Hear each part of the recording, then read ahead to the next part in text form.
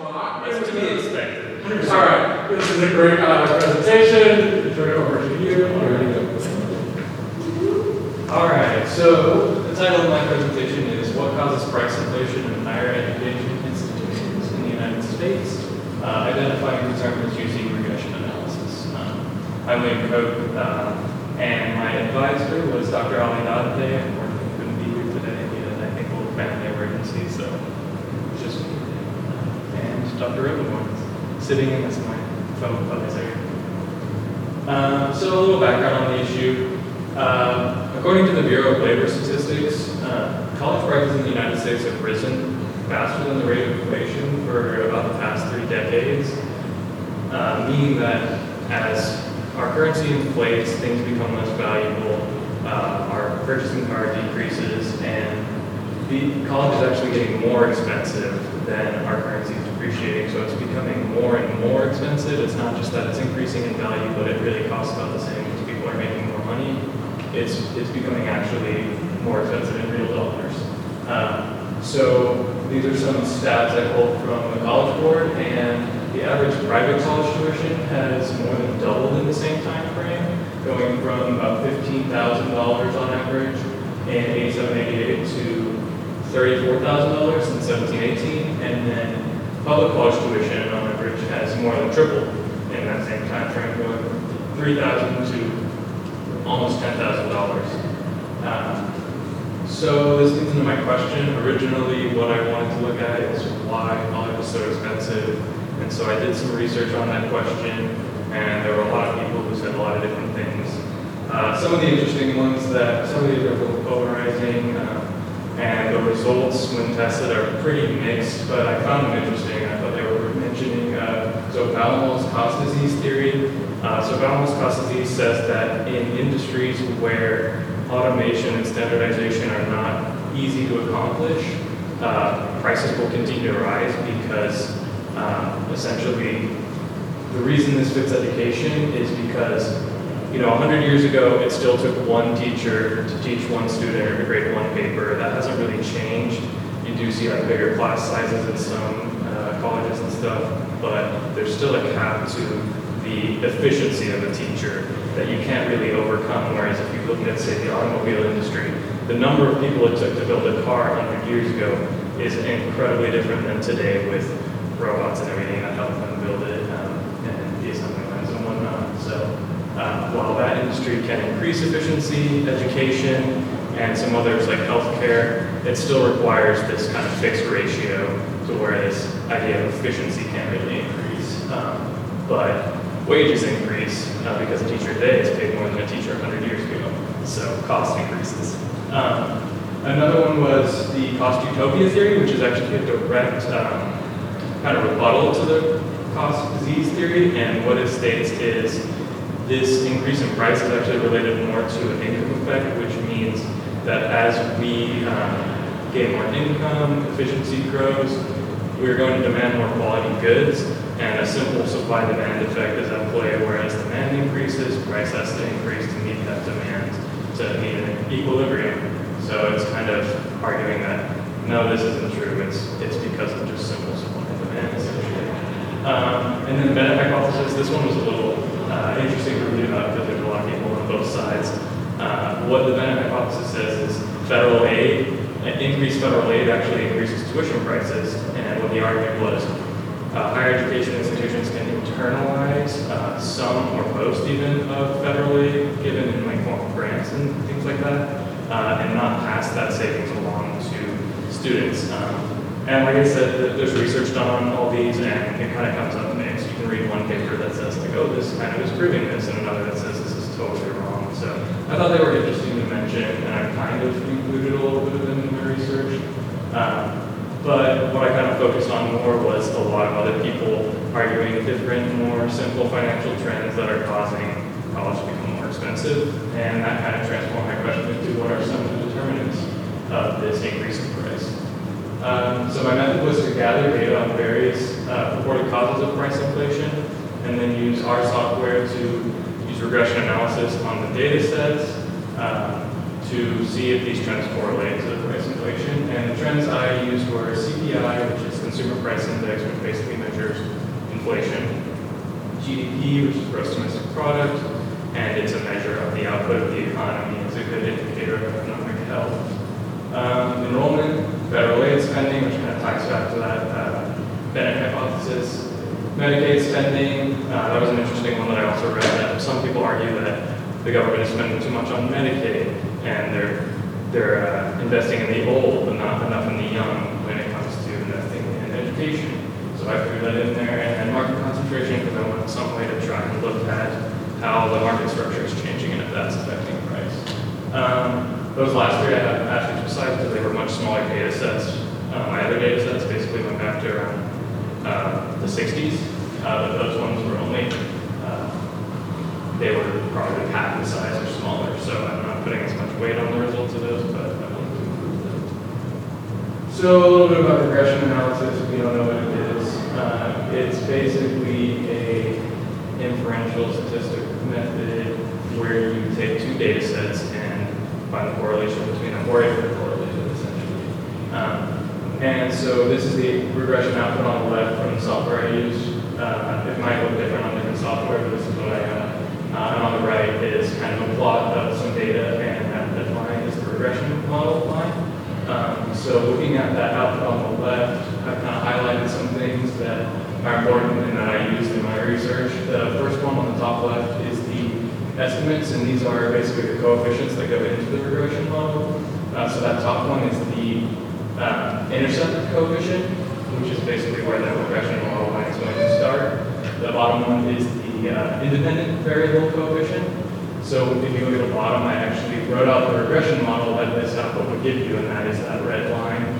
So y, the dependent variable, equals the coefficient intercept, which is that negative 3,000 number, plus the independent variable coefficient, which is a 91, times the independent variable.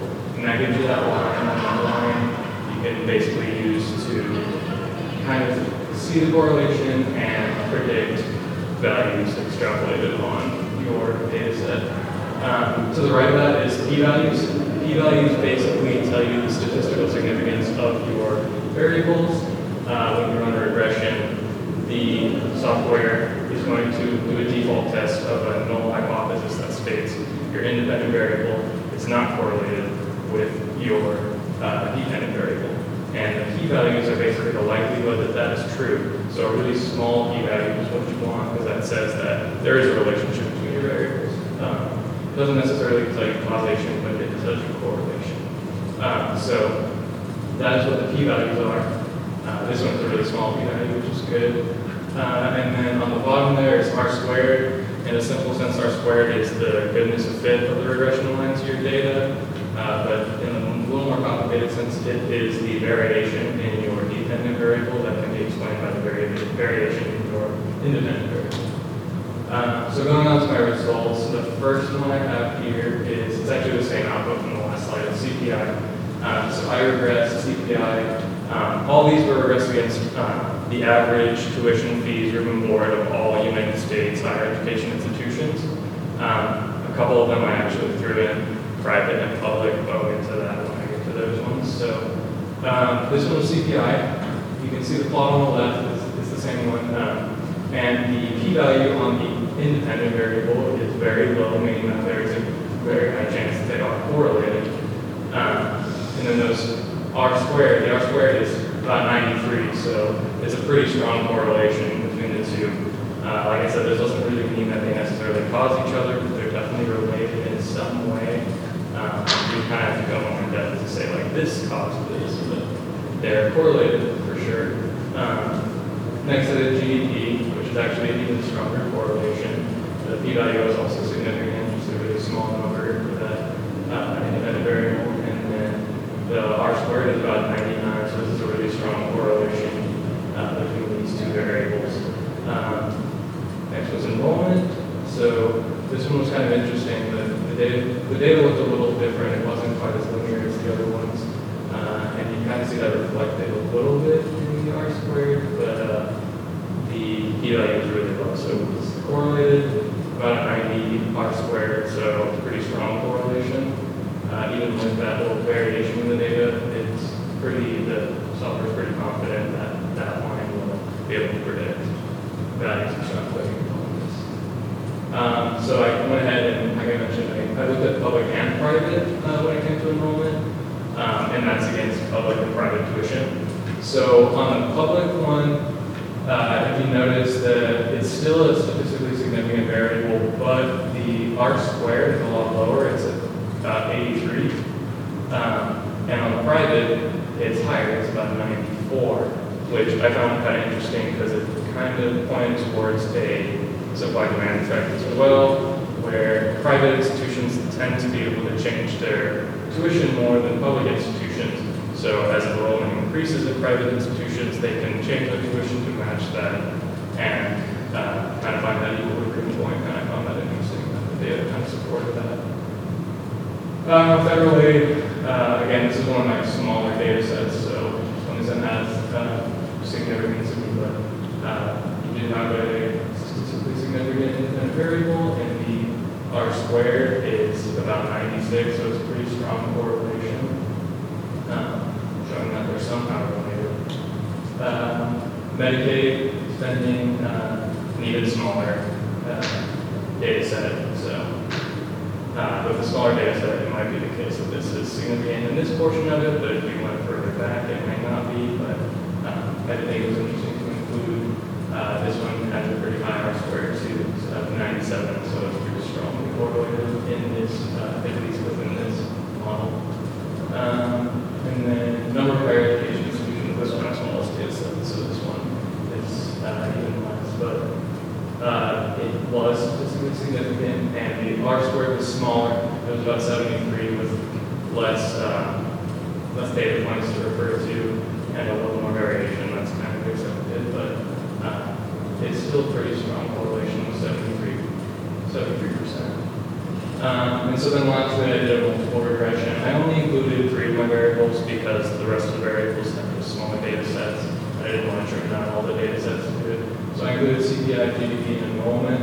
And when you look at the output, the p-values are pretty high on CPI, GDP, or I guess pretty low technically. So that's very statistically significant, but enrollment was actually statistically significant, but just barely. That number, that 0.021, has to be below a 0.05 to be statistically significant. And so it's just a little bit under that number. But the adjusted R squared was 99, so it's a pretty strong correlation with all of these variables. But that doesn't necessarily mean that there aren't other variables at play. It's just within this model, these 3 variables explain almost all of the variation in tuition prices. So in conclusion, what does all this mean? Well, basically what I drew from this research is it's a really complicated issue. There's a lot of variables at play, and you can't really distill it down to one or the other as the cause. But the correlation between the tested variables and tuition fees, with room and board included, they all came out as pretty correlated. So it seems like they're all related in some way, which kind of plays the fact that it's really complicated because there's a ton of different things going on. It did lend some credence to Powell, Cohen, and Bennett and others, because basically almost everything I tested came up significant, so it was like confirming that there is something going on there. But in the end, I think it kind of posed more questions than it answered. It was a situation where as I learned more about this, I realized that there was more in play than I could really figure out in this time. But that's what I got. I used some of the sources I used just in my presentation. And any questions? So when we do regressions in chemistry, like lowest R value we look for is like 98. Like how low, like what's the low end for like economics? Like I mentioned before, like 95% is kind of cut off to say if it's statistically significant or not. But we have like a setting from there. Oh, that was the R squared value? Yeah, sorry. So it's a little bit different. P-values measure statistical significance. R squared is something else. A high R squared doesn't always necessarily mean a good thing, and a low R squared doesn't always necessarily mean a bad thing. Okay. But it's basically just telling you how well your regression line fits the data. So if you're regressing so that you could try to predict something, you would probably want a really high R-squared, because that means that your data is sticking pretty well to that line, and whatever extrapolation you put on that would hopefully be pretty accurate. But 95% is like the lowest, but yeah, around 97, 98 is kind of where you're like, yeah, this is pretty solid. So, did you notice the trend of high variation that might explain why there's so much perspective on this topic now? As you get later, right? As we get more recent, versus those points from the 60s and 70s benefiting How they Can you kind of, sorry, you might repeat it. Yeah. It's not that, I didn't hear it. Did you notice more variation in more recent data points Thanks. based on the lines? Yeah, I did notice that actually, and I was interested in looking at different transformations for the data, like log transformations on data, because you can do that to transform your data or transform your regression line to get a better fit. I didn't actually perform those regressions because I kind of put all the data and I kind of standardized it in a way.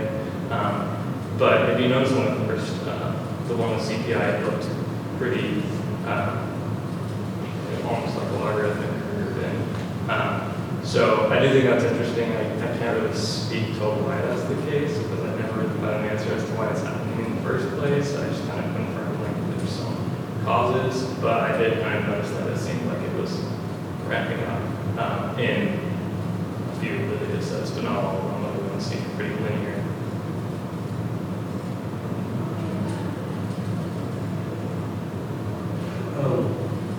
In efforts to address the rate of growth of tuition, usually the strategies reflect different theories. And your outcomes largely, all these theories have some validity to them. Does that give any direction towards these strategies, or does at least the firm take a shot at it? Yeah. Because all of this might help. Yeah, I guess in a way, if you think about it, it's kind of nice to know that basically you could do a lot of different things to help. It's not like we're searching for that one specific answer we have to find before we can do anything. But at the same time, it is like you said, it's like, what do you do? So I think I did want to get into at least some like local policy suggestions in my paper. I haven't gotten to that yet, so hopefully I can complete that before I turn it in, but I don't really have time to include it in this. So. That's my question in that direction, though, which is, I don't see some great law, but it's something that I reflect on, which is what we mean by education in the 60s and 70s and 80s is very, very different than what we mean by it today. So in some ways, the whole project presumes there's this product that's consistent. Yeah. Does that make sense? Yeah. And that the price of the product changes. Mm-hmm. Sorry for the visual project, I need to think about it. But, is that happen? If that's true, and I think it is, particularly the student lifestyle, does that change? I I think it would make a difference. I think it would make it a little harder to look at it from a mathematical standpoint because it'd be really hard to, place a value in that difference of you're getting such a larger package where you can look at all the amenities, you can try and kind of put a dollar value on that, but it's hard.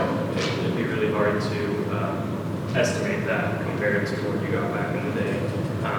So from this standpoint, I kept it standardized to 4 year, all institutions, public and private, just for the sake of having the same thing throughout.